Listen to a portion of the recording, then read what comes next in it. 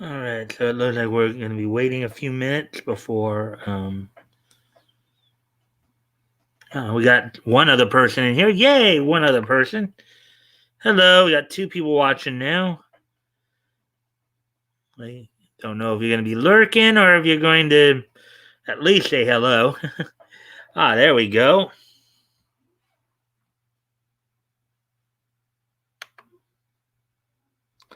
So the Legend 27 is Karami Lee a good actress? As far as I know, she is.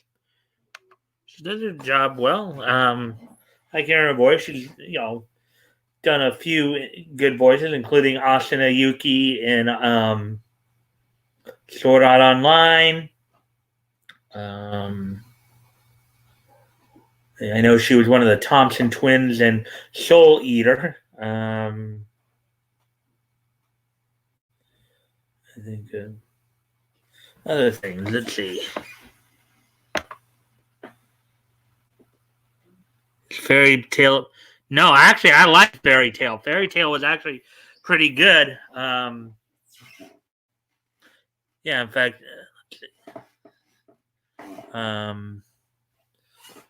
I think Karami, in fact, did. I think Karami actually did Lucy Hartfelt in. Let's see now. How about a certain magical? Yeah, that one was pretty cool too. I like all the certain series. Certain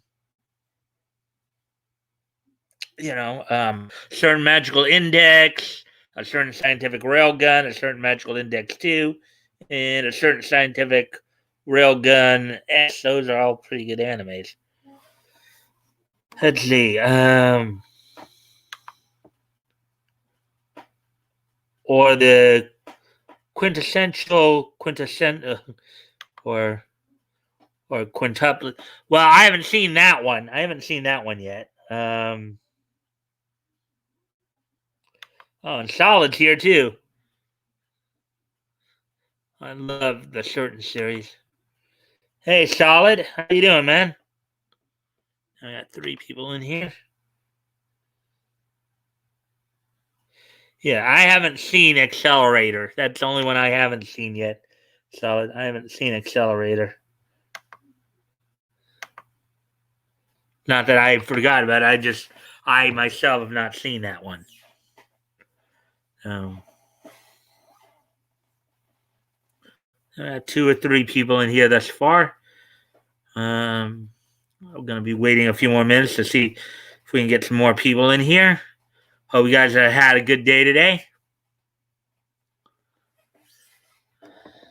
There's the legend. How about Classroom of the Elite? I haven't seen that one.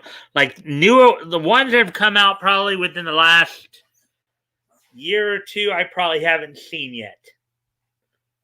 Still working my way through older anime. So I think like one of the more recent animes that I'm watching right now is the 2018 Baki anime, which is actually pretty good, pretty kick-ass. So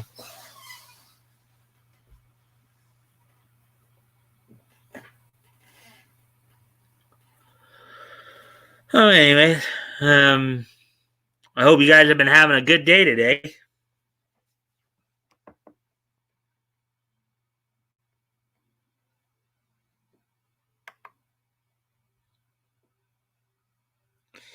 Even though it was made recently, it takes place right after Accelerator was shot in the head. Well, I know from what I understand, certain scientific Accelerator focuses on Accelerator the character. So, I do know that much. Keiho and Hamabedo look similar. Or again, I don't even know who you're talking about there, Legend. Both sports animes. Okay.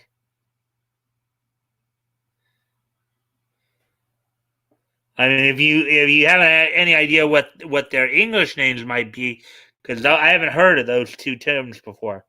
You're telling me they're sports animes. Castletown, again, a newer one that I haven't actually watched yet. Keiho is a butt fighting anime. All right, probably not something I would go for, but yeah, we're at 5-minute mark here.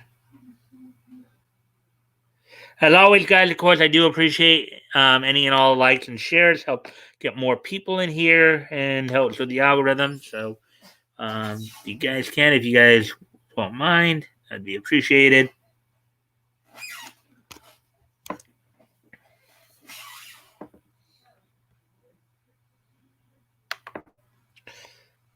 A certain series has kawaii female characters.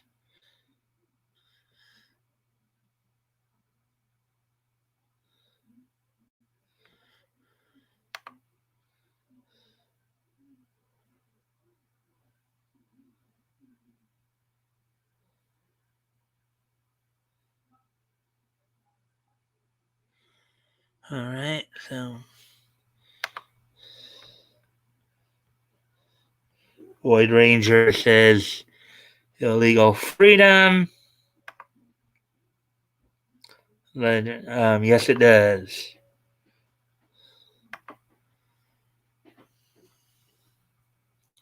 Well, we got an interesting conversation going on here early on, guys. That is kind of a nice thing.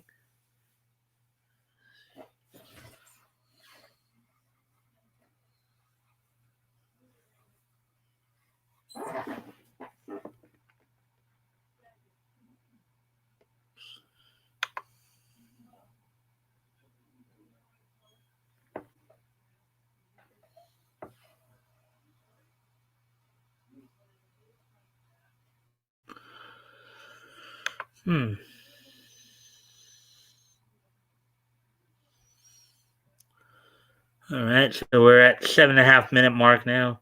Probably get started on the articles at the 10-minute mark. So just giving you guys a heads up there. Probably in a few minutes, a few seconds here, I'll probably be at least going over what stories we'll be following tonight. Watch it in both. Beirut was a year ago. Okay. Huh. All right. Well, we're at the 8-minute mark now, so I might as well go over some of the stories I'll be going over tonight. Include the Digimon Tamer story about the stage play that got some fan subbers upset because of the quote unquote far right political agenda where political correctness is the villain and cancel culture is an attack, which I happen to agree with. Um, so let's see. I think I got 7 stories for you guys tonight. 1 from Bounding into Comics, 6 from CBR, 5 anime related stories, 2 comic related stories. We're going to start with the anime tonight. Among some of the other anime related stories include a new series from Ghost in the Shell, I think director Kenji Kamiyama. Some artwork being displayed by in a museum by Hayao Miyazaki. Let me see. A tribute to Satoshi Kon. Let's see. See, also there's a release of a breakout anime hit from the spring here called, I guess, a Blu-ray release called Odd Taxi. And then the 2 comic-related stories. One is in reference to a re-release of Fantastic Four #1 from Marvel Comics, and Jim Lee talks about how he doesn't believe that the Warner Media Discovery merger will have much an effect on the comic industry. So that's what's all on tap for tonight. So let's see, 127, which was better? Dub was good, but they changed some lines, so I prefer sub. You watch any harems such as Date Alive, High School DxD, Essential Quintuplets, Orange, etc. All right. So we're now 10 and a half minutes coming on 11 minutes. So I think I'm going to go ahead and get started on the news articles. So without any further ado, let's get going here. So I hope you guys will appreciate the content here we're about to get into. And this being the first one here.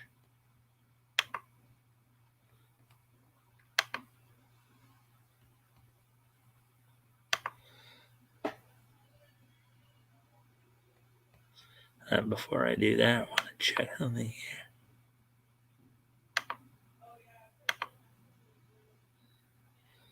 We have 4 people participating.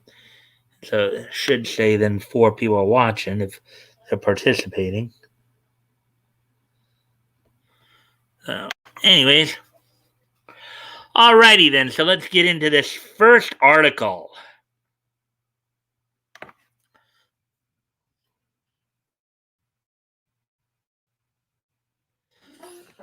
Digimon Tamer stage play accused of, quote, promoting far-right politics, unquote, by fan translation group for featuring, quote, political correctness, unquote, as villain with a, quote, cancel culture, unquote, attack. Well, my first question is if these people had an issue with this, why'd they dub it then? Or why they is it a why they choose to translate and sub or dub it then if they didn't care for the material. That'd be my question. So article written by Spencer Baculi, published yesterday. So here we go. In the recent fan sub of a Digimon Tamer stage play performed during the recent DigiFest 2021 event, English fan subgroup The Wild Bunch included a warning at the beginning of their release warning that, quote, this program promotes far-right politics and conspiracy theories, unquote, due to its featuring of, quote, political correctness, unquote, as its story's villains. Well, yeah, because Japan doesn't give a hoot about political correctness, okay? I know these twidiots out there, think they're all that in a bag of chips too, but the fact is that they're twidiots. They're Twitter idiots, basically. And they're actually, I think, if you really think about it, they're a lot more in the minority than they realize. They're just a very loud minority. But but I mean, if you had but again, I would ask if you had such a problem with the content, why do you choose to translate it then? I mean, if you really didn't care for the content, why do you choose to translate it? To me, it just doesn't seem to make much sense to translate something that you don't like. So, anyways, moving on with this. Released on August 3rd, which was yesterday, the Wild Bunch fan sub of the DigiFest 2021 stage play bears a disclaimer warning viewers that the stage play, which sees the cast of Digimon Tamers reunite to read a newly written script from the series writer Chiaki J. Konaka, also of Serial Experiments Lane fame. That was a pretty cool anime. Very surreal, and the opening theme was very good. I loved the opening theme to that. Himself, quote, program promotes far-right politics and conspiracy theories, unquote. Okay, again, if you felt the need to if you really had such an issue with it, you felt the need to put a disclaimer up there like that, then why sub it in the first place then? You know, because to me, if you feel like you have to put such a disclaimer up, it's telling everybody that you didn't like the fact that you didn't like the play. So why you chose to sub it is my question. That's kind of my question. Why they choose to sub it then if they didn't like care for the content? Added to the release ostensibly based on the fact that the Konaka script negatively portrays the concept of political correctness, quote unquote censorship, and quote unquote cancel culture as societal threats. And I know Flash talked about this in a video earlier. I know Hiro Hay talked about this, and we all agree that yes, those political correctness, censorship, and cancel culture are all societal threats. Okay? They are societal threats. You know, trying to preserve the very loud minority of the Twidiots is not a good thing.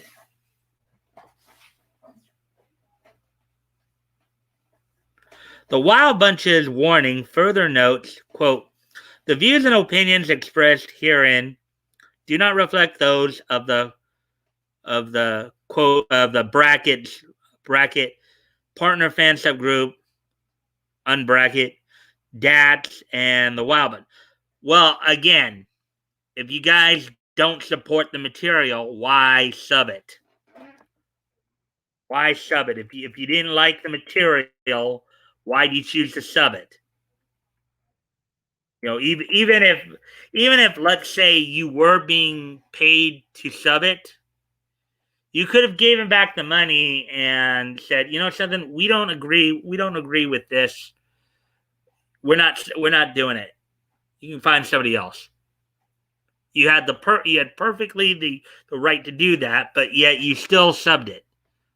So I find it borderline hypocritical that they would choose to still sub it. They would still choose to sub it, even though they didn't care for the material. I guess I'm now down to one viewer, myself, I guess. Oh, according to YouTube, I got 2 viewers. And we're back up to 2 viewers, so that's good. I hope everybody's having a good time thus far, and I hope everybody had a good day today. As I continue on with this article here. Let's see. Here's, I guess, a screenshot. This program promotes far-right politics and conspiracy theories. The views, which we all read, of course, source DigiFest 2021 stage play, fan subs provided by the Wild Bunch.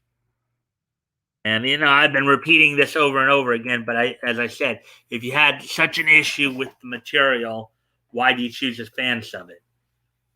I mean, even if let's say you were being paid or contracted to do so, you could have, once you realized what was going on, you could have returned the money and said, no, we're not going to fan sub this. It go, just like Funimation did, on some of their stuff. So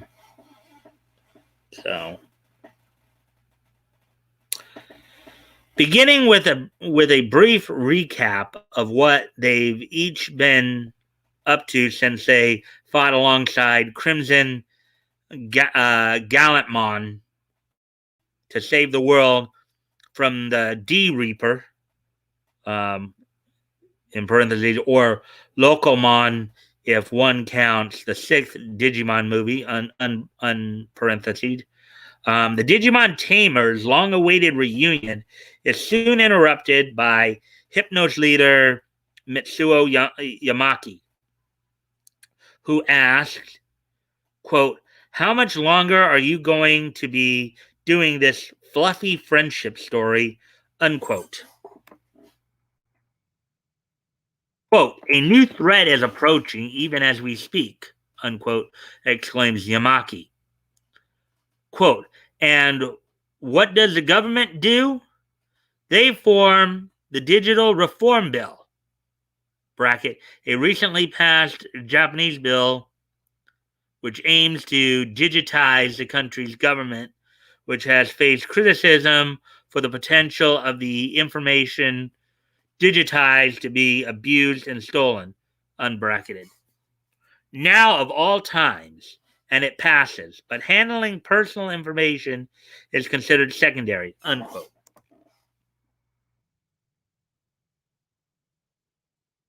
And of course, more from the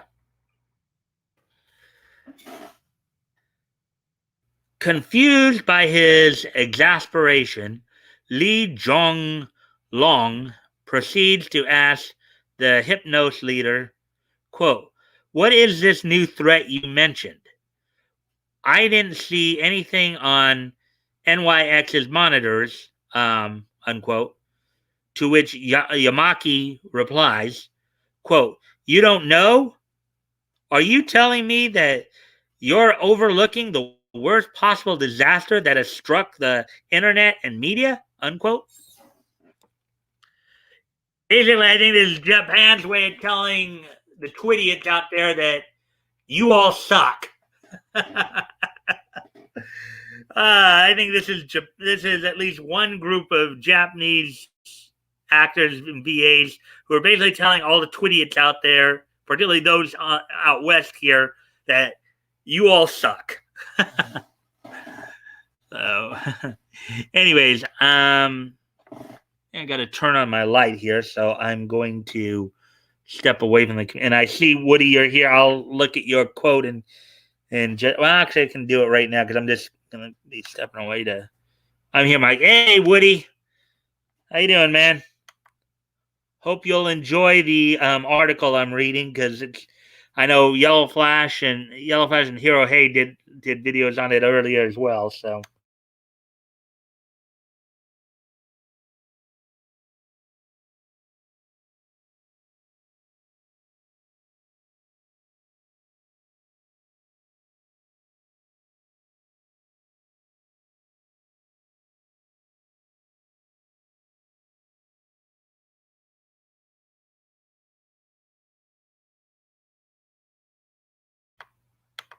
Bat Goat's here too. Hey, Bat Goat. What's up, y'all? I'm at the bar. We took second in game 2. I'll be home in a bit. Cheers. Well, Bat Goat, I hope you'll be listening to this story because I think you'll. I know Yellow Flash and Hero Hey did videos on it earlier as well. So, and as always, guys, I do appreciate any likes and shares. So I hope you guys can help me out with that and get the algorithm up. See if we can get some more people in here. So, anyways, back to the article here. Let's see now. Quote, you don't see it? Unquote. Yamaki continues. Quote, the dark shadows that have fallen upon the internet, the terrifying increasing pressure to conform to a single value system where anyone who objects is removed, unquote. Yeah, that sounds like the villainy of political correctness and cancel culture to me. Oh, censorship on the internet is rampant and real news covered up by fake news, unquote. He adds, quote, people with a different opinion have their online accounts terminated. Even alternative perspectives are set out to be crushed by fact checkers, so only uniform answers can exist. At this point, people's daily lives are controlled by information on the internet, unquote. And this is why we need a new revolution, you know. We need to stand up and really stand up to tyrants both here and abroad, you know. So, and I think these set of voice actors are doing a good job of it with this stage play.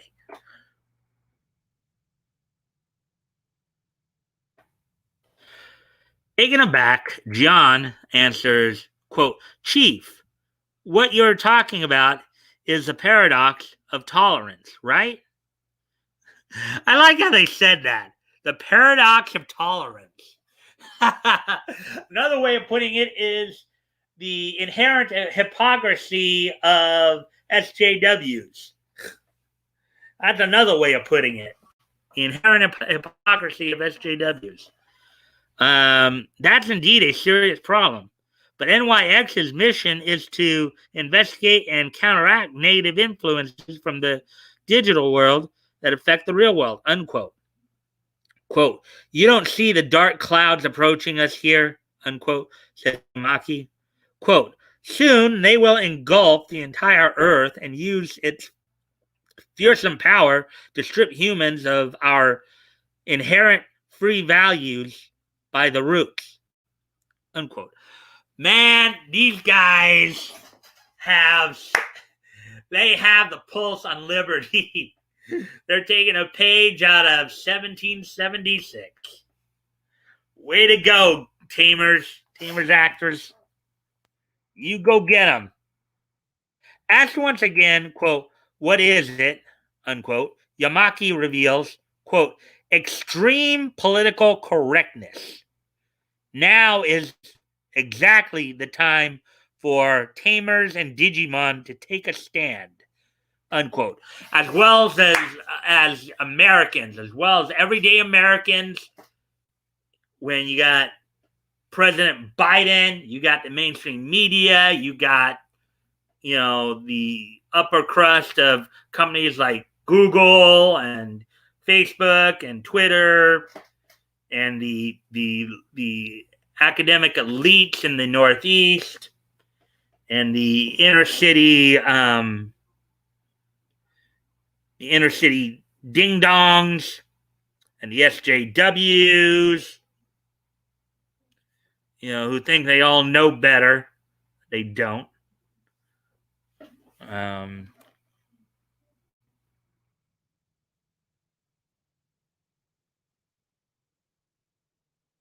So I guess they have a little marker up there.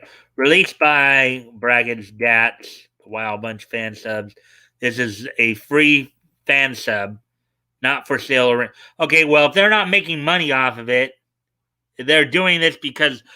So I would assume then that they're doing this because they like the material. Well, apparently they don't like the material too much because they feel they have to give a warning to it. So again, I asked this question earlier. Why sub it if you don't like the material, if you don't like what's being said there? Why even bother subbing it? Especially if you're not even making money off of it. So it just...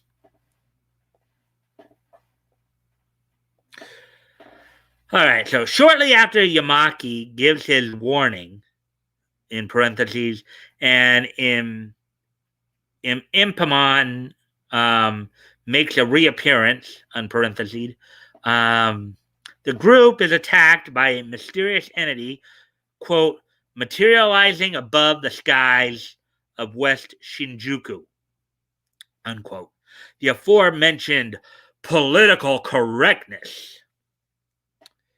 Though the Tamers and their Digimon partners are quick to leap into action to combat their newly formed physical opponent, the entity soon responds by, quote-unquote, activating its, quote-unquote, cancel culture attack. Yeah. And, of course, a lot of the Twidiots are up in flames over this portrayal of political correctness and cancel culture as evil, which they are evil. They are evil. Okay. Personally, I think SJWs deserve to burn in hell for this garbage. That's my own personal opinion. Um, However, before political correctness can unleash the full might of its attack, it is interrupted by a transmission from Gulmon and Renarmon, whom the Tamers ask for help before the script reading comes to a cliffhanger ending. Legal correctness is activating cancel culture. uh, In a statement posted to their official website, the Wild Bunch explained to their viewer, so they acknowledge they have one viewer, okay? Uh, that, quote, there were numerous reasons under which we decided to make this hard subbed, this hard subbed and watermarked, unquote. Quote, the content warning at the beginning of the video was put in after long deliberation as well, in parentheses, personally, while I was looking forward to subbing the skit on the days before DigiFest, I became hesitant once I saw what the content was about, in parentheses, unquote, reads the statement. Quote, while we typically credit all individuals who worked on any of our project, we have decided to keep individuals unnamed around for similar this time around for similar reasons. We ask that you respect these wishes, unquote. Okay. So you had reservation once you knew what the material about you. Well, if you had such reservations, why not just simply sub it and let the people themselves decide, whether or not it's politically correct or whether or not they agree or disagree with the material. Why do you, if you enjoy the content so much, why do you have to put your 2 cents in? Unless it's to praise the material. Apparently, you didn't care for the material, so you just had to let people decide for themselves.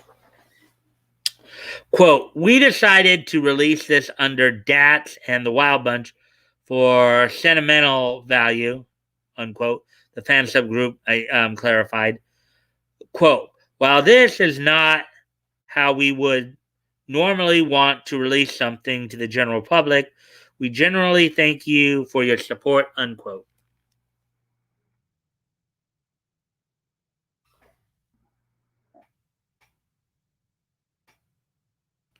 Y'all want to see more Digimon Tamers, right? There's a lovely lady there.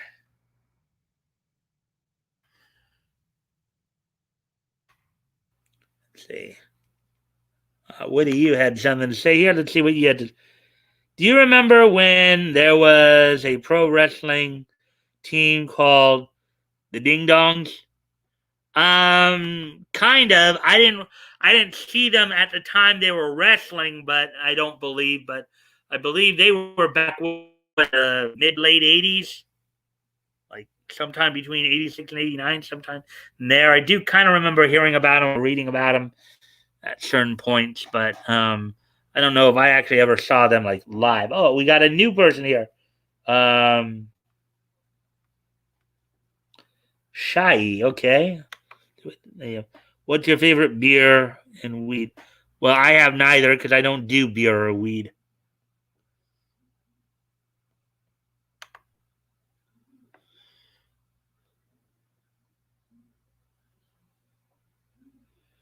And apparently, Shy's getting their messages retracted on YouTube.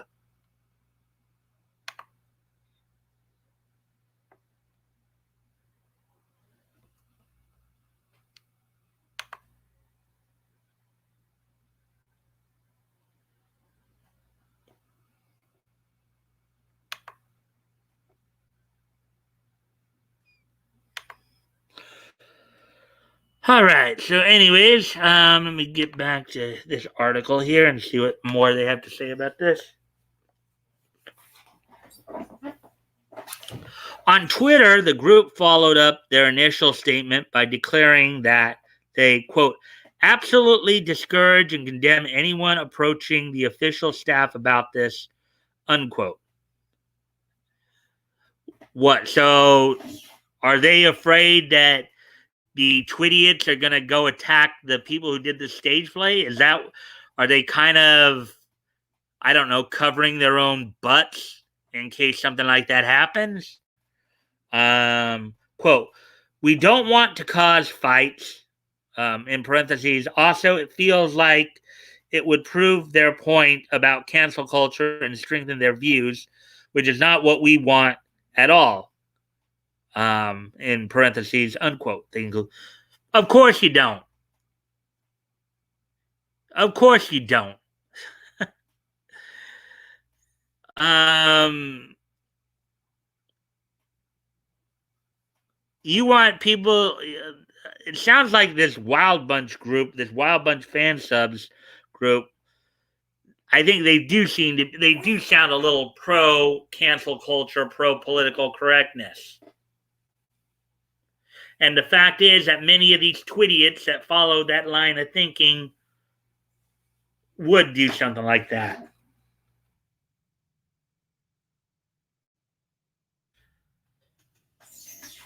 What do you make of DigiFest 2021 stage play being accused of promoting quote unquote far right politics and quote unquote conspiracy theories?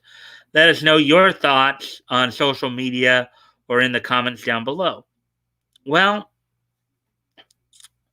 I wouldn't put it that way, obviously. They obviously may have more of a mindset and a belief system that's more in line with what many, like, let's say, conservative Americans believe in. Things like liberty and freedom, you know, and not playing the victim, you know, anti victim making, pro taking responsibility for your life and your actions. So that's what I tend to think of it.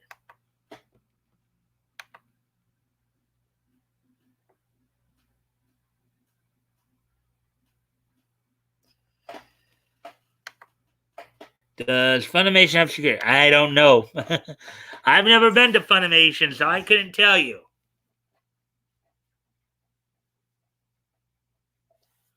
I've actually never gone to Funimation Studios or anything like that, or Otakon or anything like that, so I couldn't tell you. I'd imagine they probably do.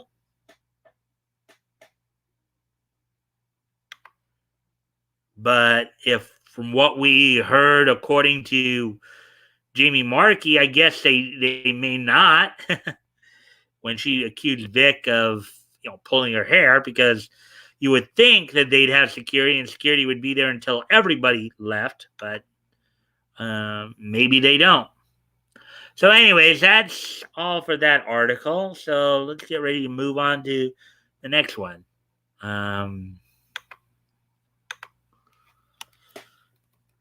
As I said, we're going to be doing the anime stories first here.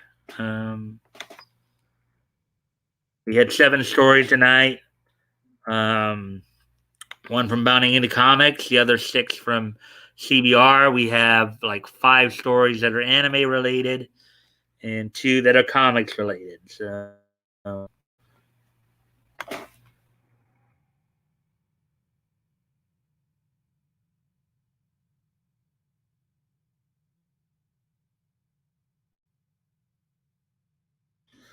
All right, here we go. So now this is a story, of course, I was going to try to get to last night, but we just ran out of time. So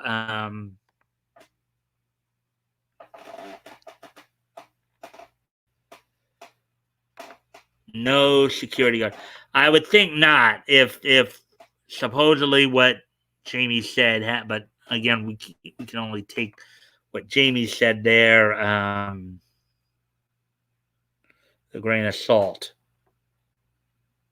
So, anyways, moving, we're at the 40-minute mark, so we might be making some good time here. All right, so here we go. Here's the next story that I'll be covering here. Fantasia 2021. Satoshi Kon, the illusionist, is a solid tribute to an animation genius. A wealth of interviews from both fans and collaborators makes Satoshi Kon, the illusionist, a quality tribute to a great anime director. Article by Ruben Barron, published 1 day ago. Said I was going to try to do this last night, but we just simply ran out of time. So here we go. Those wishing for more high quality documentaries about anime will want to watch Pascal Alex Vincent's Satoshi Kon Illusionist when they get the chance. Those who've seen all of Satoshi Kon's anime won't learn anything too mind-blowing about the director, who passed away from pancreatic cancer in 2010 at the age of 46. But the wealth of interviews from both Kon's fans and collaborators makes for an interesting tribute to one of the greatest animation directors of all time.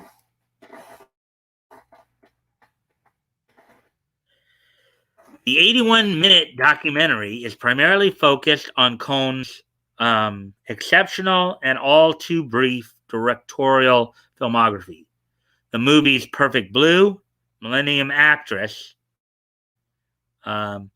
Tokyo Godfathers, and Paprika, and the TV series Paranoia Agent, which I watched, and that was a pretty good one, pretty surreal. His manga work is talked about briefly by the City of Lost Children director Mark Caro, who wanted to adapt Tropic of the Sea into a film in the 90s, and by Ghost in the Shell director Mamoru Oshii, who collaborated with Kon on the manga Seraphim: 2666-13366 Wings, before creative conflict left the book unfinished. The most egregious oversight is the lack of discussion of Kon's writing for the quote-unquote magnetic rose segment of Memories, in parentheses, less egregious but still would have been fun to hear about. His work on the JoJo's Bizarre Adventure OVA, which of course came out before the actual anime did. OVA did, I recall. Kon's personal life is also generally not discussed, though comments and stories about interactions with him from co-workers and collaborators paint a multifaceted portrait of the auteur's personality. Outspoken, a bit too aware of his own genius, occasionally mean, but also gentlemanly, empathetic, and far calmer than you'd expect from an artist whose work was so out there and often disturbing. Pascal Alex Vincent's filmography is often engaged with so I guess the guy who's making this film, his work is often engaged with LGBTQ plus subjects, and though Kon himself is not identified as LGBTQ plus, interviews convey him having a non-conforming sense of gender, identifying with female characters over male ones, dressing in drag to entertain his animators, and generally being skeptical of binary thinking.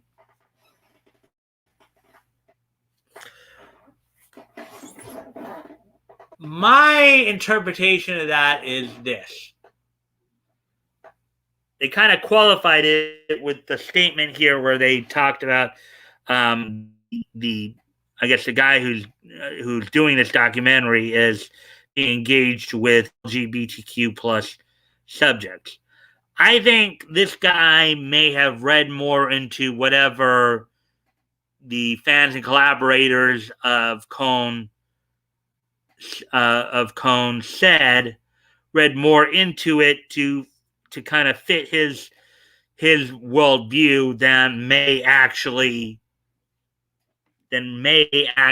be what Cone represented. Again, since Cone is not here, obviously he passed away, as I said, years ago. We don't have him here to confirm or deny what is being said. But I believe, based on the statements that I just read there, I believe the guy doing the documentary read more into the answers he was getting than was maybe actually there. Anyways, let's a couple comments that came in here. So, Quiet Mutt, welcome, Quiet Mutt, just asked, is Bryn April a bad person and actress?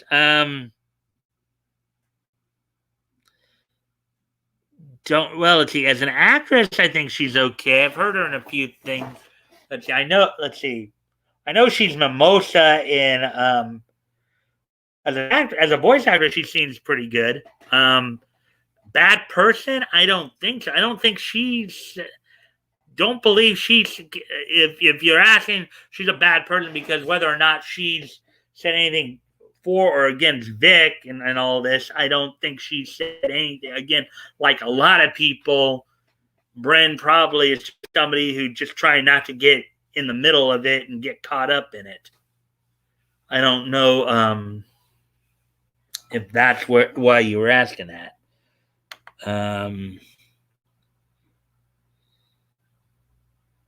You hate Funimation, Bang Zoom, California voice. I'm not too thrilled with some of their behavior. Okay, not everybody at Funimation and Bang Zoom hates Vic. Okay, I said this yesterday too. Not everybody at Funimation or Bang Zoom. In fact, Johnny Young Bosch, who I believe is actually one of the top guys at. I don't know if he's like part owner of Bang Zoom or whatever. I know he doesn't. He's not against Vic. He's not a bad person. He's actually a good Christian from everything I've heard. The people that I think most of us have a problem with is that one little clique of people that went after him. Okay. Chris Sabat, Monica Rial, Jamie Markey, Kara Edwards, Sonny Strait, Sean Schemmel, Ron Toy. Granted, Ron Toy's not a voice actor. He's basically he's Monica's female dog, basically. Okay, but do I hate them as a whole? No. I don't know if anybody hates many. I think the ones that people are most upset or the ones that people don't like are the ones who actively went after Vic. Many of them were not as actively involved. And I would even argue that at least some of I remember there was that one video that John Swayze and Brittany Karbowski were kind of the host for, that Be There video. I believe at least half of those people who were involved in that did that more under duress. Okay. I believe half of those probably did that under duress for fear of losing their jobs or losing roles because of this cadre of evil individuals who went after Vic. So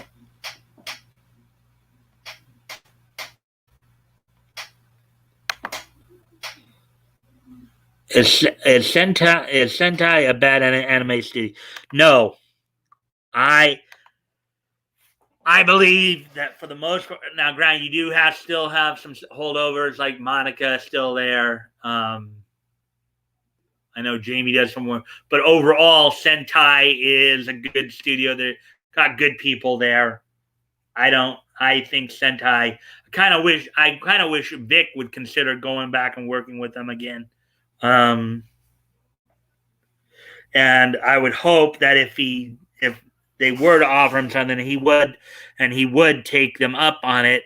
I would hope that they would stand with him and kind of, if like some people like Monica and some of the other people who have been outspoken against Vic were to try something, I would hope that Sentai would stand their ground against them. How about Ocean? Again, Ocean as well as Ocean and their subsidiary Blue Water are both good studios. Granted, don't like some of the people like how Ian James Corlett and Brian Drummond have come out, kind of to protect their own butts, going off on Vic. Don't care for that, but overall, I think again the people up in Canada are generally pretty good too. Vic should work. Well, I've explained this before. Vic himself even addressed this at a panel a while back. The only reason they never hired him was because they have a thing up in Canada there where companies that are based in Canada get big tax breaks for using Canadian citizens, for using Canadian artists, Canadian workers, Canadian citizens. Okay? They would lose that tax break if Vic went up there, unless, of course, he moved up there and became a Canadian citizen. But I don't see that really happening. So, from what I understand, they did want him to work there. But anyway, so back to the article then. I hope there's more than two of us here. Woody, Back Gun I know said he's on his way home. Woody, I hope you're still here. All right. So, anyways, okay. So we just read this article. I kind of gave my own little 2 cents on it. So, anyways, moving on with the article here. The segments on each of Cohn's anime all contain interesting artistic analysis and behind-the-scenes facts. It's fascinating hearing from Junko Orai, the voice of Mima in Perfect Blue, about how she was cast without Cohn being aware of her own past in the idol world. While Darren Aronofsky gets to talk about how Perfect Blue influenced Requiem for a Dream. In parentheses, he doesn't discuss the Black Swan comparisons, though Vincent makes them himself. Let's see. The Millennium Actress section parallels scenes from the movie with those from the many classic Japanese films Cohn paid homage to. And something that is kind of good to see. That's kind of good to hear. Kind of good to hear that this is focusing more on his work and not his person. It's not focusing on his personal life. It's not trying to push an agenda. It's just focusing on his work. So I'm happy to see that as a fan. We're going to pay tribute to him, man. Let's pay tribute to his work and how he contributed to the anime community. Not try to push an agenda, which I think in one of the earlier paragraphs here, it did sound almost like that, he might have been trying to making those statements, but When discussing Tokyo Godfathers and Paranoia Agent, a lot of attention is paid to how much fun these projects were for the animators. Masashi Ando, a character designer who left Studio Ghibli after Spirited Away and is now co-directing The Deer King, in parentheses, also screening at Fantasia Fest, says he found Paranoia Agent particularly refreshing as his first post Ghibli gig because it allowed him to draw human characters who weren't conventionally attractive.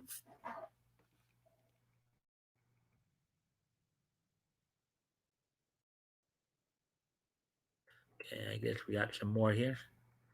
Oh, look at that. There's some good artwork right there.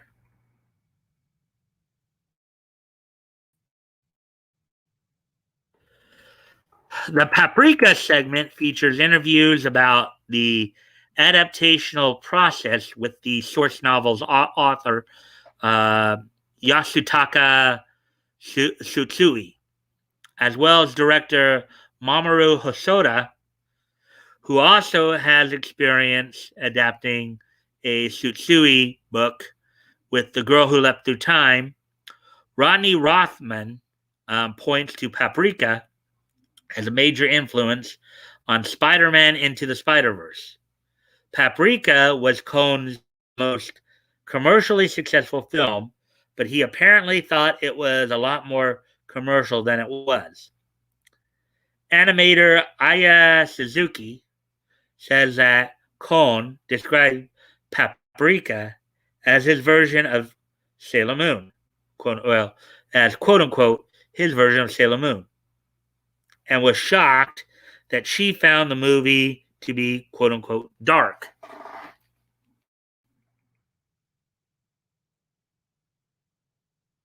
Um, Cohn's next film would have been an even bigger attempt at a commercial play, a family film called Dreaming Machines.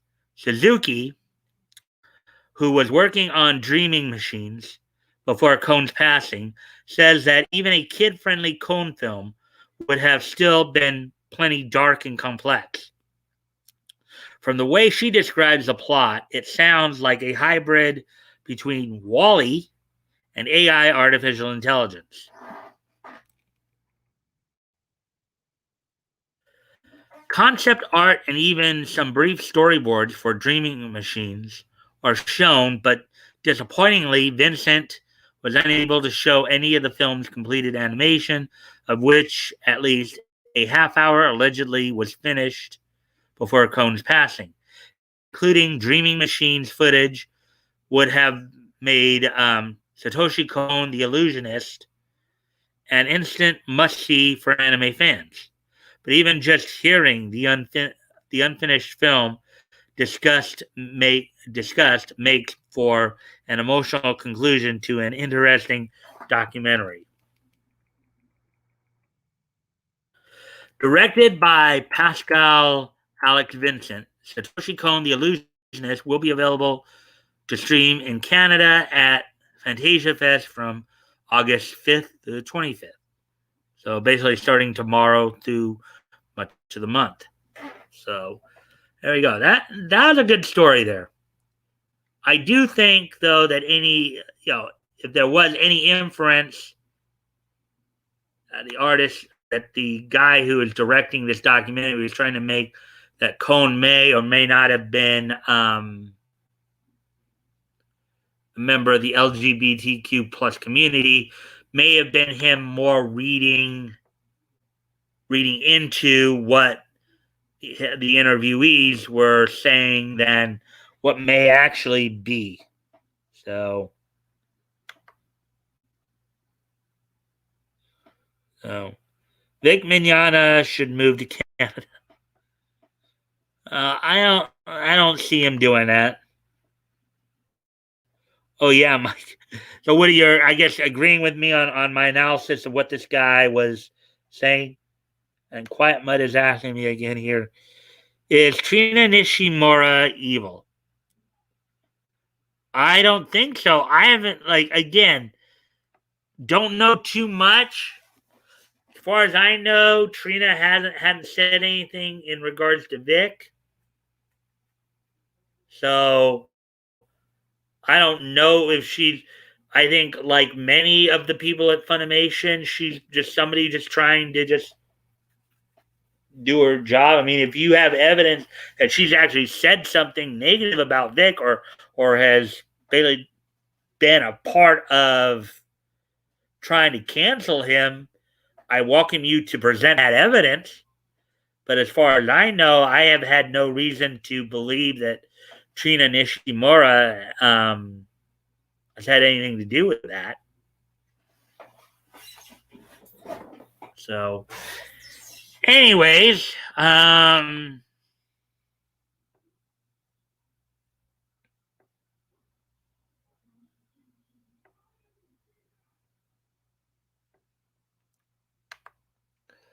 all right. So, Funimation is any okay. Probably there are people more up top, people who run it, people like Chris Sabat, maybe some of the people at Sony who are not like real nice people. But I think a lot of the rank and file are not that bad. Okay, I think the people who are more directly involved with Vic's situation, people who've been saying stuff, yeah, they're evil. Okay, that little cadre of people I talked about, Christopher Sabat, Monica Rial, Jamie Markey, Sean Schemmel, Sonny Strait. You can make the argument that those people are evil. I think for the most part, for the rest of them, I know that some of the people who are like LGBTQ at Funimation, people like Greg Ayres, like J. Michael Tatum, even though I've heard that before all this went down, J. Michael Tatum actually didn't have a problem with Vic. Okay. Damon Miles, Jamie McGonigal, all these people who, well, Jamie McGonigal is evil because I think he and Sean Schimmel both hate Vic, right? Um, so their participation is more. But I think overall, most of the people at Funimation, most of the rank and file are not evil. Okay, it's more the people who are more in charge of it, and that little cadre of people who are trying to, go after Vic. Hey, Mike, solid, back up, Woody. How are y'all? All right. I did see one of your videos today. Was kind of funny there, Leto. Let's see. Hello, Leto. Eat.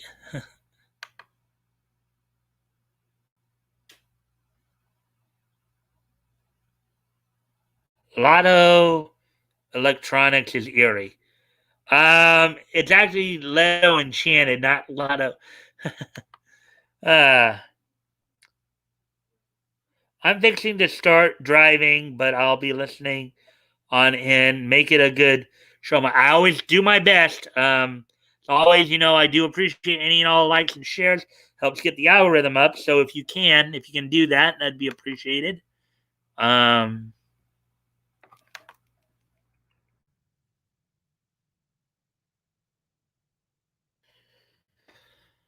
so, anyways, let's see now. Let's get through the rest of these comments, and I'll get on to the next article here. We're just past the hour mark. Through like two of the first sevens. I may want to never attribute to malice that which can be attributed to incompetence. Hmm.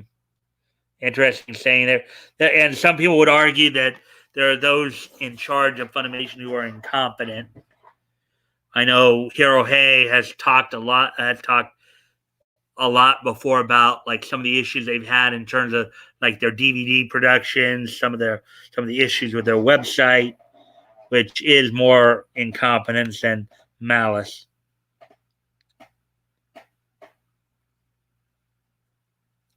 Mr. Haunted hates Pittsburgh. Okay. Don't know why that's really relevant, but hey, whatever. Uh, Mr. Haunted, Andreas Spinato hates Philadelphia. Okay. Is Zatch Bell? No, actually, it's a pretty good one. I like Zatch Bell. Pretty fun anime. Anyways, let's move on to the next article here. I gotta. Well, I already passed the hour mark here, so I gotta start getting to these a little bit here. So I'm gonna start banging them out. So here's the next one: Ghost in the Shell, Blade Runner anime director or Blade Runner anime director's original film. Aeon number 831 gets release date. Coming off the upcoming Blade Runner Black Lotus, Aeon no 831 is a new original anime film written and directed by Kenji Kamiyama. Article written by Adam Parks, published one day ago.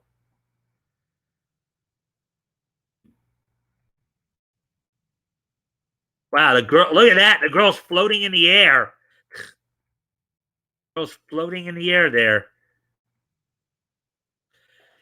Kenji Kamiyama, the director behind Ghost in the Shell, Standalone Complex 2045, and the upcoming Blade Runner Black Lotus anime series, has a new project set to premiere early next year.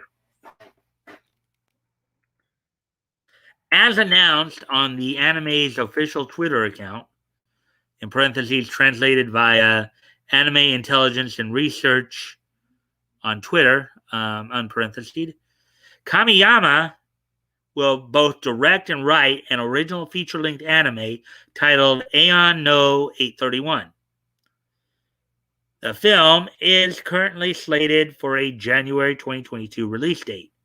While no further details have been disclosed, the teaser visual below was included in the announcement.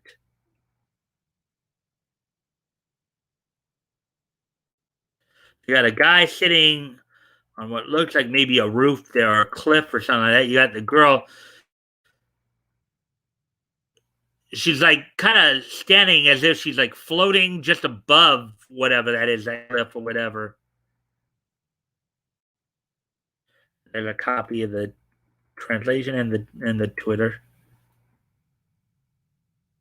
Kamiyama's directorial credits include a host of sci-fi works such as Cyborg 009, Call of Justice, Ultraman, and several Ghost in the Shell series and features. Meanwhile, animation duties for Aeon no 831 will be handled by Craftar, with the studio's most recent original feature-length work being the 2019 romantic drama Ashita Sekai ga Oraru Toshitemo. In addition to the 12 episodes of Netflix's Ghost in the Shell Standalone Complex 2045 that Kamiyama served as both writer and director on, his latest work will be seen in the upcoming Blade Runner anime spin-off, Blade Runner Black Lotus. Kamiyama will be co-directing that series with familiar collaborator Shinji Aramaki, while Sola Digital Arts, in parentheses, Ghost in the Shell Standalone Complex 2045, unquote, will be responsible for the animation. Yet, despite Black Lotus having been announced to debut in Canada this fall, eager viewers around the world are still waiting for an official premiere date. And I have heard that Toonami possibly picked up Black Lotus as well and will be premiering on Toonami at some point too. Speaking of Toonami, of course, don't forget this Saturday, I believe they're doing a Harley Quinn marathon from like 10:30 Saturday night to 5 a.m. Sunday morning. So I think that's what, 6.5 hours right there. So if you guys want to check that out, I'll be on Toonami this Saturday night, Sunday morning, where Toonami pretty much the regular Toonami programming basically got preempted there. So, anyways, that was a pretty quick article to get through. Hopefully, you guys are all still here. Woody, I know Leto said he'd be driving, so I understand that. Hope Batgoat will chime in soon here. I know he was on his way home from bingo. Woody, I hope you're still here. I hope you haven't gone off to sleep already on me.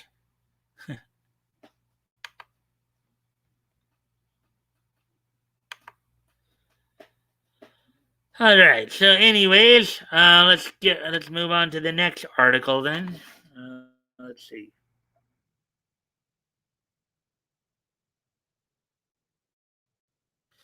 So we're 3 of 7. So we're like halfway through, or just under halfway through.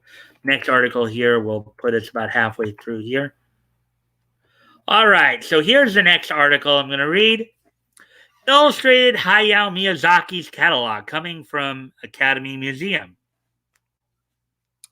The Academy Museum of Motion Pictures announced a catalog of Hayao Miyazaki's works featuring never-before-seen production artwork. Article by Michael Lacerna published 12 hours ago. So here's some of that work, it looks like. The Academy Museum of Motion Pictures and Delmonico Books announced that they are co-publishing an illustrated catalog documenting Hayao Miyazaki's storied career, which will feature commentary from other film industry luminaries, as well as production artwork that has never been seen outside of Studio Ghibli's archives. As reported by Anime News Network, the 288-page full-color catalog will feature a foreword by Studio Ghibli co-founder and producer Toshio Suzuki. Okay, so a foreword probably kind of telling everybody, giving everybody an idea what they're doing. The book will go in depth on Miyazaki's oeuvre. I guess that's what that word is, and will also feature commentary from other animation industry veterans and experts, including Pixar CEO, Chief Operating Officer Pete Docter, museum curator Jessica Niebel, and film critic Daniel Kothen-Schulte. The catalog will be released on September 7th through the Academy Museum Store and will be distributed worldwide by DAP Art Book. The Miyazaki book is just the first of 3 catalogs that the museum is planning to publish, with the other 2 books being dedicated to Do the Right Thing director Spike Lee and Spanish director Pedro Almodovar, who won Academy Awards for All About My Mother and Talk to Her. The release of the catalog will precede the oft-delayed opening of the museum on September 30th. The Academy Museum of Motion Pictures celebrates the almost century-long history of the Oscars, and one of the first exhibits will be dedicated to exploring the works of Miyazaki, who won the Academy Award for Best Animated Feature in 2003 for Spirited Away. The exhibit will feature more than 200 concept sketches, storyboards, and animation cells, and other production materials from Miyazaki's career that have never been seen outside Studio Ghibli. Additionally, the museum will screen all of the acclaimed anime directors' films throughout the months of October and November. Well, if this is a museum, here's the thing: if this is a museum that's dedicated to the Oscars, no wonder they're having Miyazaki as their first focus point. Considering how manga's been kicking Western comics butt over the last year, okay? Hollywood is tanking. The Oscars ratings have tanked the last 2 years. Yeah, better get anime's help to kind of cushion the fall that they're going through. And who better than probably one of the most well-known and decorated anime film directors out there in Hayao Miyazaki. The Academy of Motion Picture Arts and Sciences first announced plans for the Los Angeles Museum in 2012.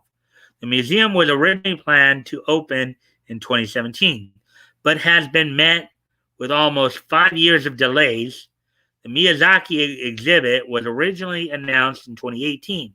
An opening gala for the museum is currently scheduled for September 5th, which I believe is the Sunday before Labor Day, the day before we do our next open mic night. Miyazaki, meanwhile, is working on his next animated feature, How Do You Live? The movie is based on a 1937 novel by Yoshino Genzaburo. Genzaburo, of course, as some people should know that name from Yu-Gi-Oh fame. That was the first name of Seto's adopted father, I believe, Genzaburo, and is a personal favorite of the director. The novel will be localized and released in English for the first time this fall, with a foreword by Sandman author Neil Gaiman. How Do You Live began production in 2016, and Studio Ghibli estimates that it will be another 3 years before the film is complete. Whoa, that's long to do a film, huh? That's quite incredible. All right, so that's the end of that article then. So we're like halfway through, I believe, the story. Got one more in comics. This one coming up here. I just a quick read. Then anime. Then we'll get into the comic stories. You just have a couple of those. So let's see what we have here. Now, we still only show 2 people watching, but I think there's more than that. Good point, Mike. Yeah, were you agreeing that I had a good point about why they might have been using Miyazaki as their first focal point for that museum opening? Home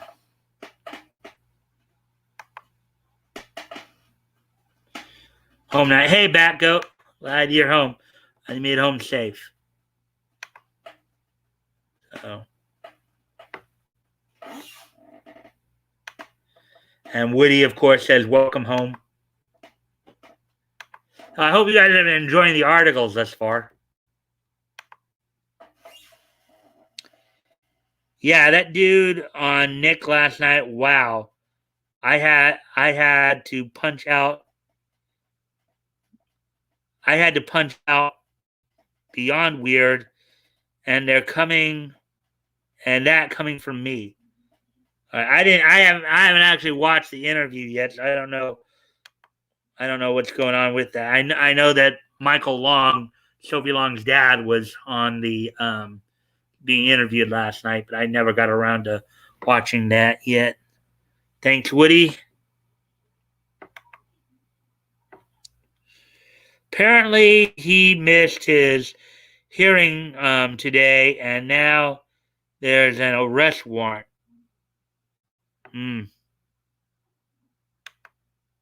That's not good. Yes. That's. Hey, Batgoat. So now at least it says I got 3 people watching at least. When Nick said,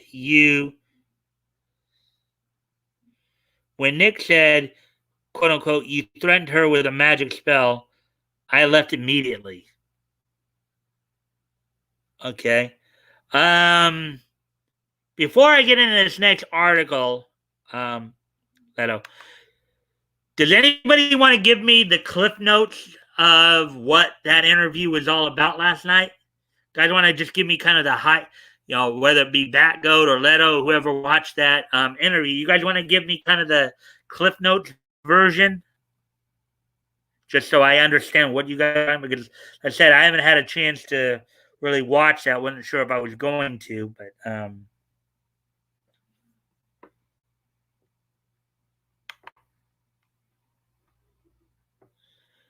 weird. Laugh out. Sorry. Okay, weird. How exactly, Batgoat? I mean, yeah, that might be just a little too short of a Cliff Notes version. Exactly why or how was it weird?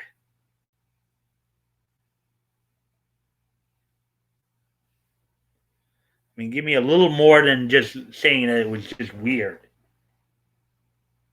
Did Michael seem out of it? Did he seem like he was under the influence? Um, what exactly was weird about it?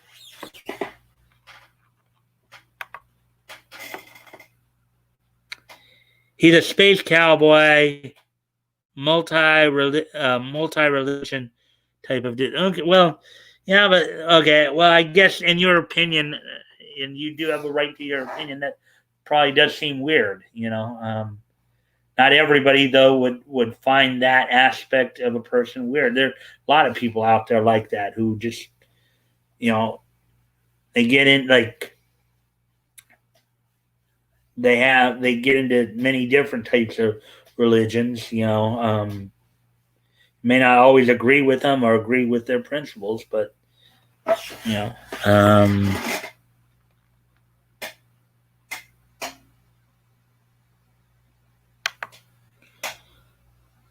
no, he was sober, just a sky pilot. Okay.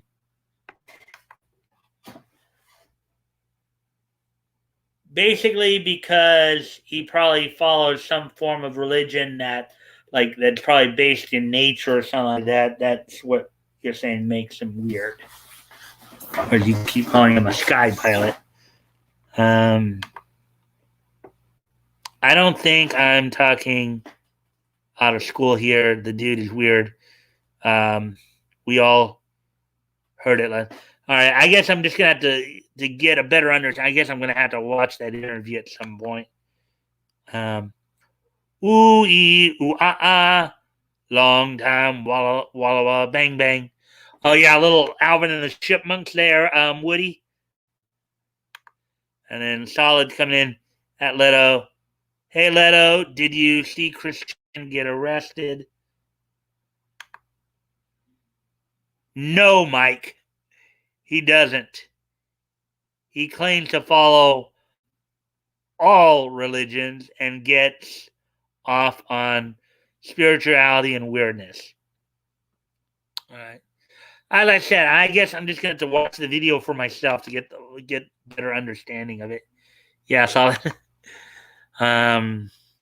Anyways, let's move on to the next article here.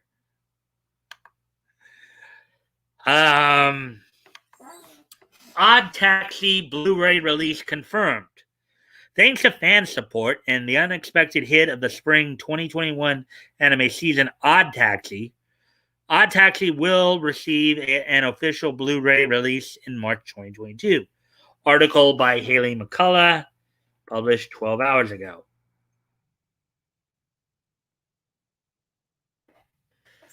With DVD and Blu-ray sales down across the anime industry, there was uncertainty if the stylized anime Odd Taxi, despite being one of the biggest surprises of the spring 2021 anime season, would receive a Blu-ray release.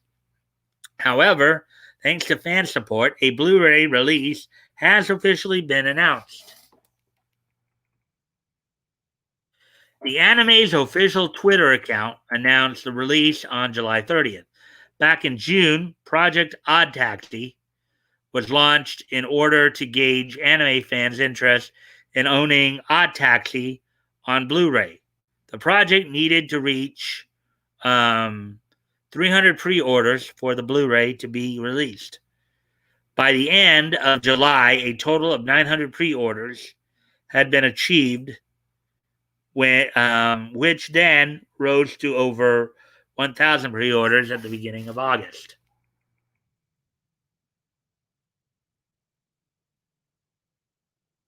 And this, I guess, and here's a let's see, the English subtitle package will be released. Also, the Blu-ray box will accept orders from overseas. The English website will be released soon. Please wait for further info.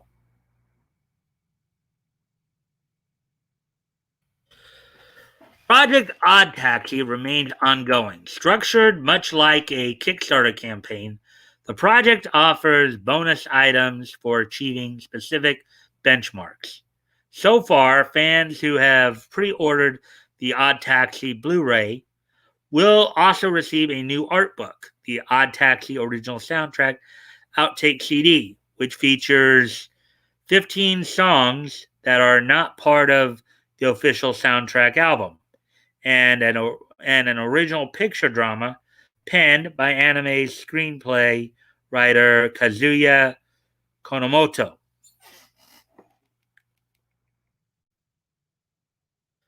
There are additional bonuses that may be unlocked as the pre-order campaign progresses. Project Odd Taxi reaches 1,500 sets. The Blu-ray will include a character song CD, which features songs sung by voice actors Suzuko Minori, Moeka Koizumi, and Manatsu Murakami. A Donraku eraser is a bonus item for achieving 2,000 pre-ordered sets, and an Otogawa figurine is the bonus for reaching 3,000 sets.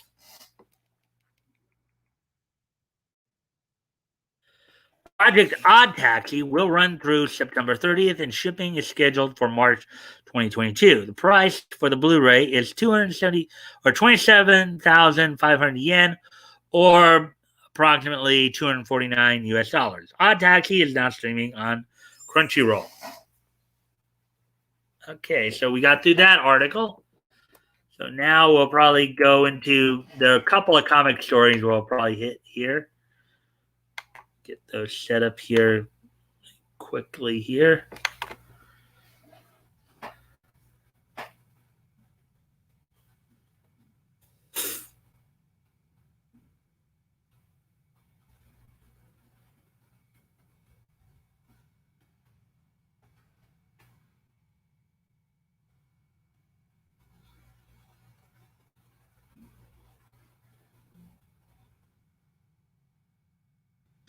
All right, here we go. Here's the first one. I'll get this set up and I'll go check the okay, so let's see, where are we at our time wise? Hour 22 and a half, it looks like. So we're at least making some good time here. Let's see. Watch it, Mike. Let us know what you think. I'll see what I can do back up. What I can do about getting around to watching it. Let's see. Woody says, my sister-in-law does Reiki. She's fruity as a nut cake, but does have an MD. Okay. Laugh out loud. I might set up my chains and putt.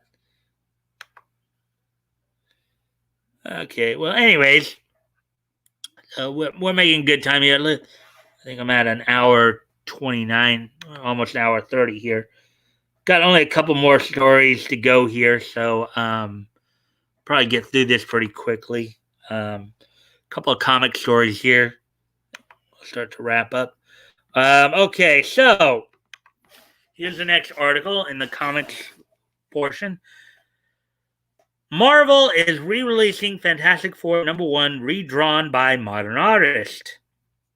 Fantastic Four Anniversary Tribute #1 represents 1961's Fantastic Four number 1, and 1965's Fantastic Four Annual number 3 with new art. Article by Kelvin Child, published 1 day ago.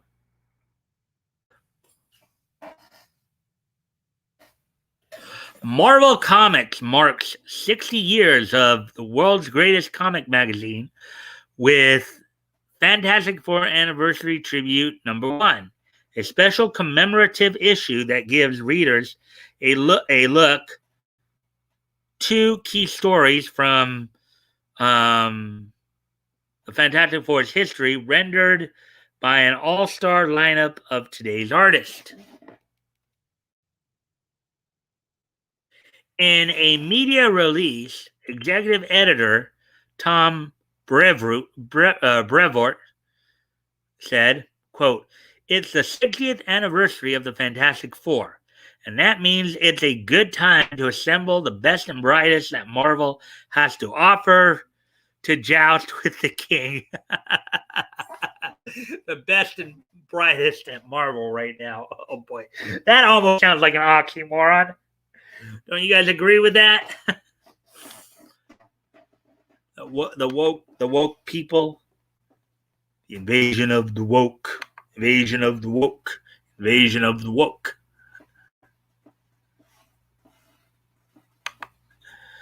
All right. Well, anyways, I'm continuing on here. This issue not only reimagines, oh goody, they're reimagining it, that initial Fantastic Four issue from 1961 through the vision of artists of today, oh God, but also the later story from Fantastic Four Annual number 3, in which Reed and Sue were married and the entire Marvel universe of the period showed up. There's really no better way to commemorate this anniversary than by revisiting these classic works anew, unquote. Well, hopefully they don't try to put any woke BS in it.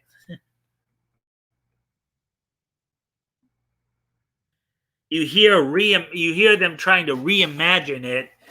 You just got to think that what that's code for is we're gonna give our own woke viewpoint on it, and we don't give a hoot about what you all think. We're gonna make 1961 woke again.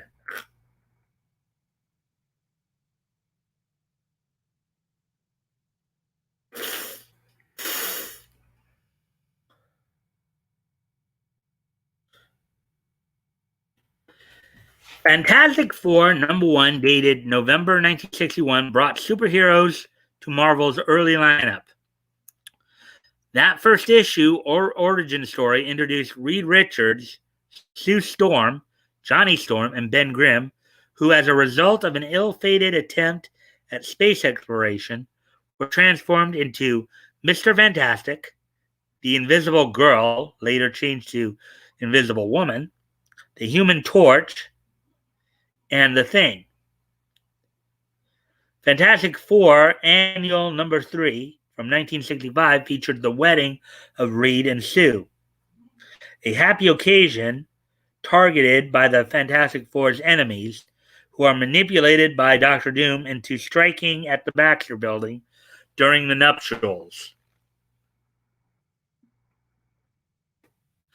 Both stories were created by Stan Lee and Jack Kirby, two legends of comic book history, and the special redoes redoes them with new images from more than 50 artists.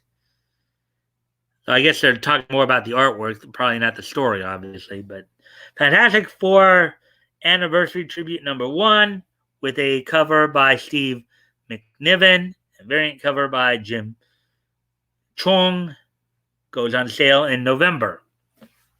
Fantastic Four Anniversary Tribute number 1, written by Stan Lee and Jack. So they're not messing with the story, at least with the writing of it. Art by Aiko, Aaron Cooter, Adam Hughes, Albert Montes, Alessandro Capuccio, Brian Hitch, Cafu, Carlos Pacheco, Chris Sprouse, Daniel Warren Johnson, David Latham, Elsa Charitier, Erica Diurso, Federico Vincentini, Greg Land, Javier Rodriguez, John Cassidy, John Romita Jr. Now, we did read that he was going to be involved in this a couple months back, I think. Kate Niemczyk, Kay Zama, Lenil Francis Yu, Leonard Kirk, Lucas Vernick. And the reason I'm saying V as opposed to W because I believe that looks more like a Eastern European style name than Anglo. So Luciano Vecchio, Marco Cecchetto, Mattia de Iulis, Michael Alred, Mike Del Mundo, Neil Adams, known, of course, for some work on Superman, Neil Klein, Olivier Coipel, Paco Medina, Patch Zurcher, Pepe Larraz, Ray Anthony Height, Rod Reyes, Ron French, Simone Di Mio, Stefano Caselli, Steve Epting, Tom Riley, Salvador LaRocca, Jorge Fornes, Kim Jacinto, Walt Simonson, Simone, they put the same lady's name in there twice, Simone Di Mayo, Leonardo Ortolani, Sanford Green, Terry Dodson, and Mark Bagley. Cover by Steve McNiven. Variant cover by Jim Chung. There we go. And of course, we have one more. One more story to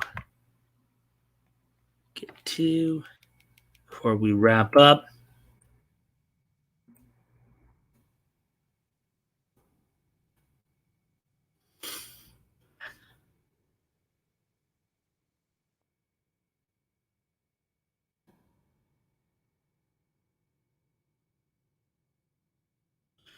And it's going to be this one.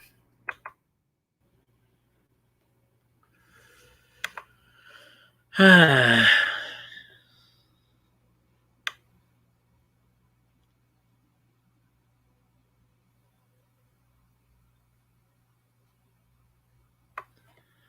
right. Reimagine, of course. Yep. Ben Grimm goes to. Oh, God. I'm sure if they tried to do that, Ben Grimm would come out of the comics and knock their blocks off. Let's see. Quote, what do you want? Quote, we want to see the torch. Quote, no one is allowed to see the torch. But we have important information about my father, Dr. Paul Flamand. We shall see. Okay. Even before Johnny Storm, Marvel's, I do know Marvel's predecessor, Timely, actually had another Human Torch character, which we will get into when we get to that point. $100 to whoever comes up with this movie in 30 seconds, starting now. And done. I'll punt. Don't know myself, so.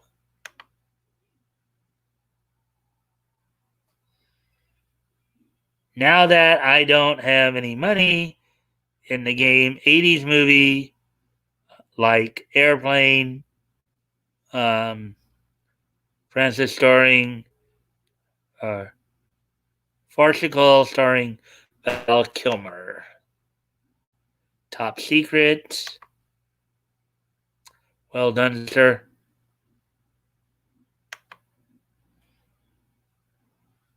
You hate ASMR. Don't really know too much about it myself, but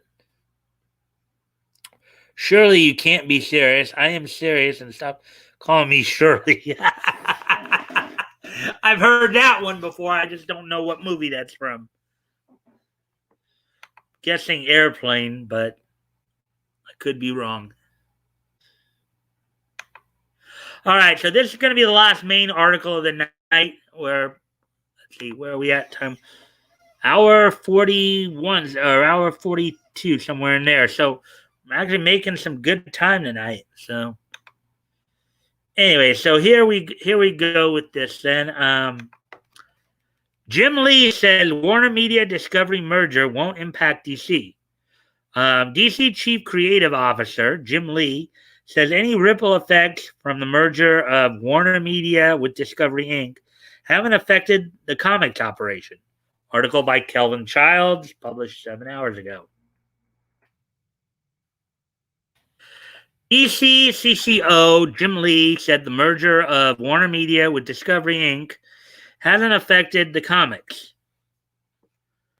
Lee, who also is DC's publisher, told Hollywood Reporter, quote, "For some of us, we're used to working in that kind of environment.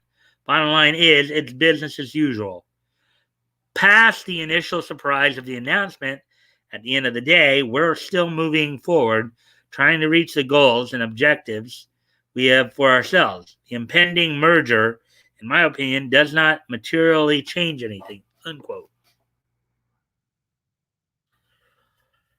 With a laugh, Lee added, quote, "We've had fun brainstorming King Shark Week and what we can do, though," unquote. AT&T, which acquired Time Warner in June 2018 and later renamed it Warner Media, announced in May it would spin off the subsidiary and merge it with Discovery in a $43 billion deal.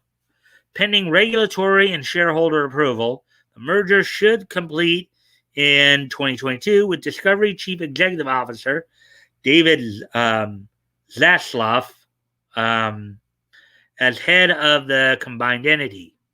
The merger puts streaming services HBO Max and Discovery Plus into one corporate home, as well as Warner's array of TV channels, which include CNN, HBO, Cartoon Network, TNT, TBS, Turner Classic Movies, and 50% of the CW, and Discovery's cable TV lineup, which includes TLC, OWN, Oprah Winfrey Network, and the Food Network.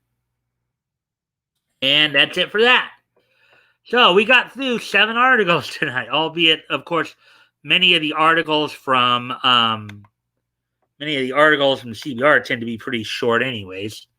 Get through those usually pretty quick unless it's an interview. But yeah, so I guess we can start wrapping up here.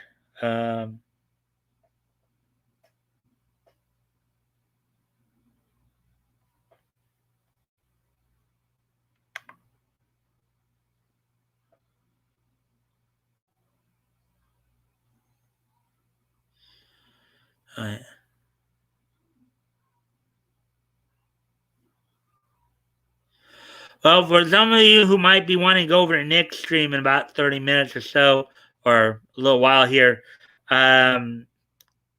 Nick tonight is having flexology with drexology, rounding up some issues. So don't know what all that means, but that's what you guys have to look forward to going over to Nick. Oh, man. Okay, I kind of goofed there, but anyways.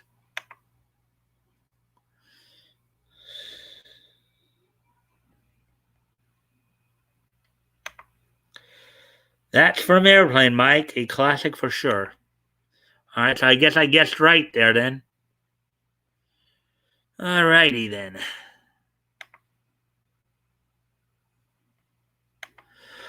All right, guys. Well, we got through all the main articles tonight. So, um, are you guys ready for this day in each history?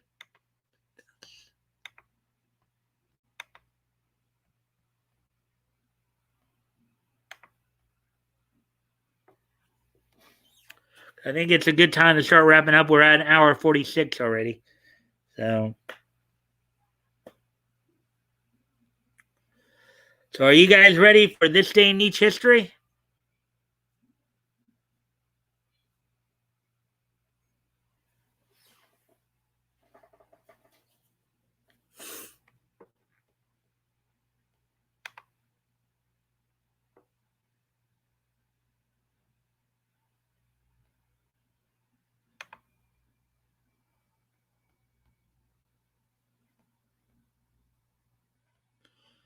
So we're going to see if any of you guys respond. Let me see.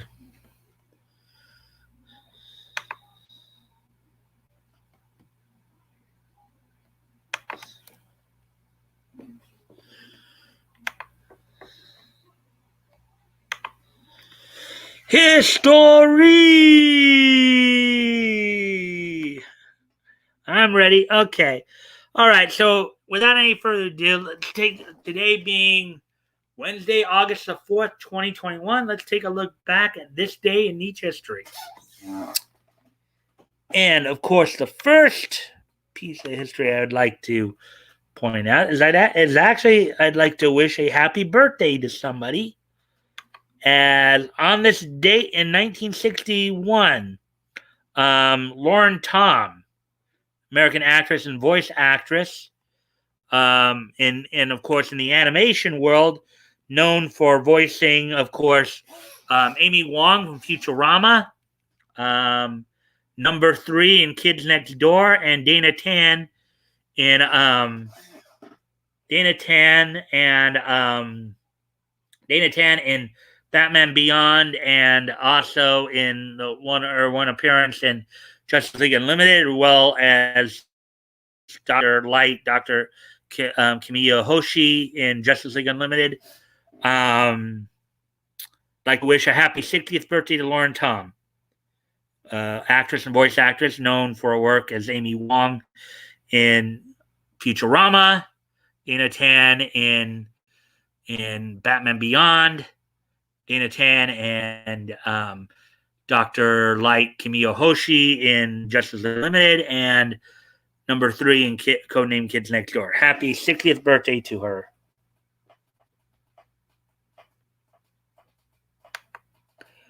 Ready as SpongeBob is on his first day at the Krusty Krab. Okay. All right. So with that, we'll move on to the next piece of niche history here. As we just wish Miss Lauren Tom happy 60th birthday. So now the next piece of history is comics related, as on this date in 1999, which was, of course, 22 years ago today, the 10th issue of the first volume of Birds of Prey went on sale on newsstands from DC Comics. In the story, The Wrong Guy, written by the legend himself, Chuck Dixon, penciled by Greg Land, inked by Drew Garachi, lettered by Albert Tobias de Guzman, and colored by Gloria Vasquez. On this date, 22 years ago today, the 10th issue of Volume 1 of Birds of Prey, the story being The Wrong Guy, and look at that, look right there, went on sale on this date back 22 years ago today. So,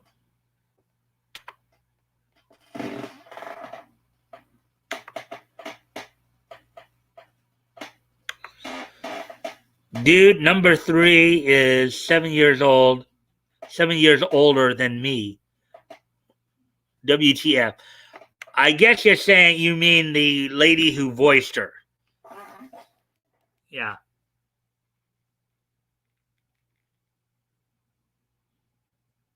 Lauren Tom, I guess, would be 7 years older than you. Yeah, she and 8 years older than my sister Louise, so who just celebrated her birthday the other day. So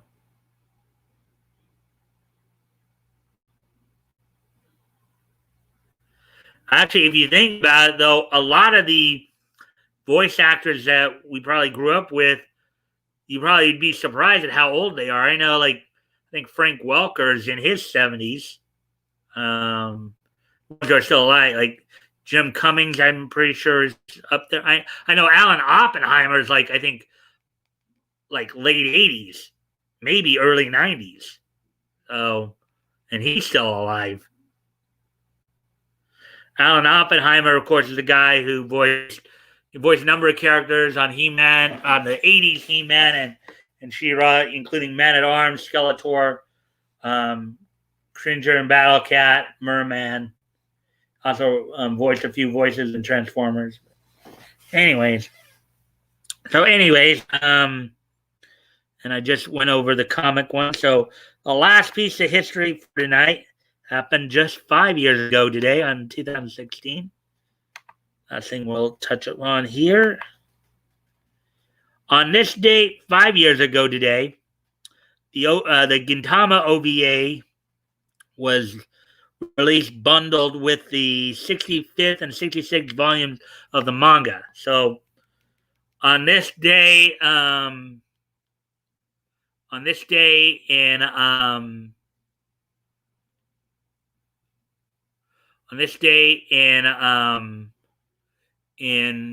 2016, 5 years ago today, the Gintama OVA was bundled with the 65th and 66th ish volumes of its manga, or released. I guess they released them. So with that, guys,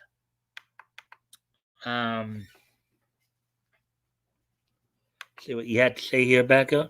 Alan Oppenheimer is always Skeletor in my book. All right, guys. So, anyways, thank you guys for being here tonight. Don't forget, of course, Friday, Batgo and I will be going through February 1938 as we'll look at Centaur comics, look at how Ultem transitioned to becoming Centaur, as well as looking over some from David McKay publications. And I hope to see you all back here tomorrow night for more niche news stories. Later, I will talk to you guys tomorrow. Bye.